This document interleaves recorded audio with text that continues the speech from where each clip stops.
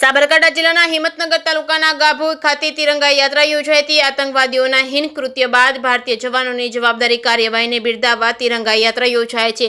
પાકિસ્તાન દ્વારા જમ્મુ કાશ્મીરના પહેલગામમાં કરવામાં આવેલા હુમલામાં શહીદ થયેલા નાગરિકોનો બદલો લેવા માટે ભારત સરકાર દ્વારા પાકિસ્તાન પર ઓપરેશન સિંદૂર કરવામાં આવેલ છે, જેના कर्नल सोफिया कुरैशी तेम विंग कमांडर व्योमिका सिंहની આગેવાનીમાં પાકિસ્તાન પર હુમલો કરી બદલો લેવામાં આવેલ છે, જે અંતર્ગત ગાભોઈમાં તિરંગા યાત્રા કાઢવામાં આવી હતી। ગાભોઈ પોલીસ સ્ટેશન આગળથી પ્રસ્થાન થયેલી તિરંગા યાત્રા મુખ્ય બજારમાં થઈ માંડવી ચોકથી હાઈવે ઓવરબ્રિજ નીચે યાત્રાનું સમાપન થયું હતું। ગાભોઈના દરેક સમાજના આગેવાનો, રાજકીય આગેવાનો, યુવાનો, માતાઓ, બહેનો, વડીલો તિરંગા યાત્રામાં જોડાયા હતા। દેશદાજ બતાવી હતી।